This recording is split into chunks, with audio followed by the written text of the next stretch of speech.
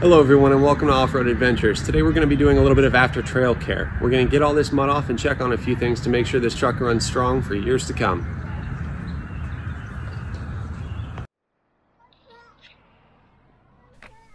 One of the more important things to check is your air filter. You want to make sure that the dust and debris is cleared out of it and that no water's gotten through it. So we're just going to bang this one off because I already know it's fine. You can use compressed air too to blow it out from the backside. That works very well. One thing I don't recommend using is any sort of cleaning oil. A lot of the name brand filters come with it. Just avoid it because a lot of times that oil will get on your mass airflow sensor and cause more problems than good.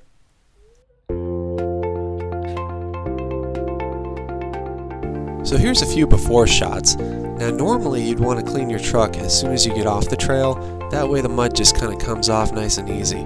I made the mistake of waiting a couple days, and now I've got my work cut out for me. We're going to use this sprinkler to help get some of the mud that's been caked underneath the truck loosened and off. We're going to set it underneath in various locations, leaving it for 10 or 15 minutes each, until we cover the entire underbody. I hear of people leaving the sprinkler under for hours on end, even overnight sometimes. But I'm just doing it to loosen up the hard stuff, and then we'll probably pressure wash it afterwards anyways. Check out that Panhard rod, rear axle, and even the springs. It's looking better already.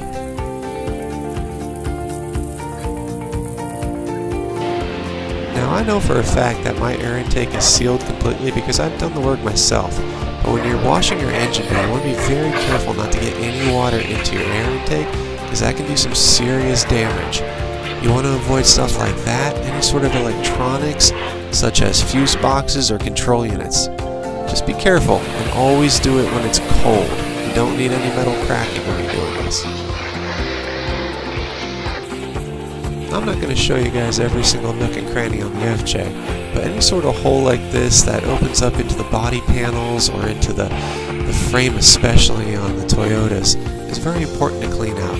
A lot of times I'll just run a hose through them until clean water comes out.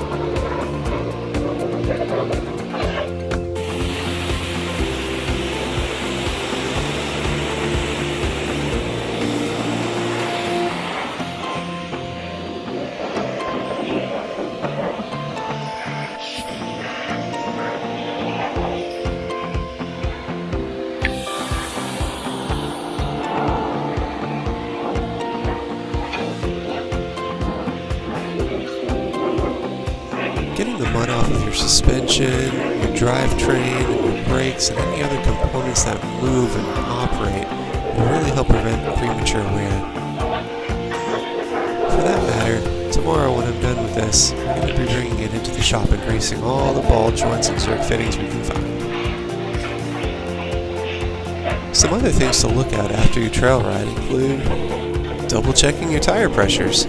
Now, we are up at the end of each trailhead, but it doesn't hurt to double check them once you get home.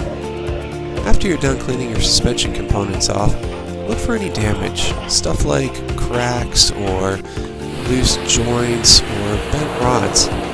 If you see anything suspicious, make sure you have a proper mechanic check it out. If you're as hard on your truck as I am, an alignment check couldn't hurt. A lot of times, even just putting it on that machine will give away some issues that you might not know were even there. Doing this will not only keep your truck driving straight, but it will extend the life of those big expensive tires.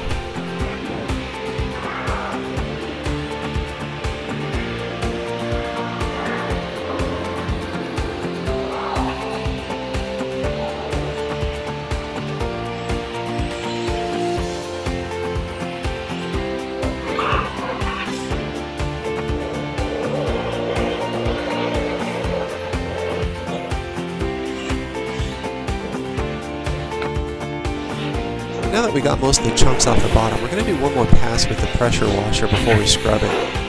Let's start from the top down, that way everything just falls on the ground.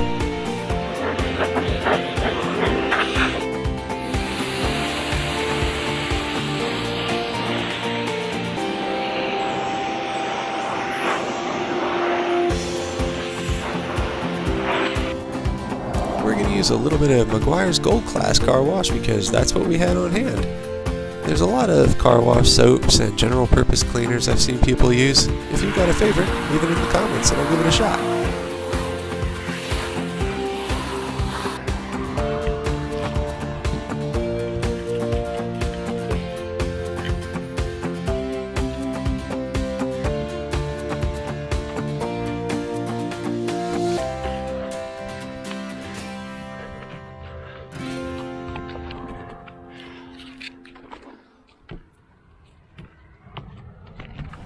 After we're done scrubbing here, we're going to do one final pass with the pressure washer, and because we're not detailing the truck, we're going to call it a day. Thank you for joining us today. If you like what you saw, hit that button.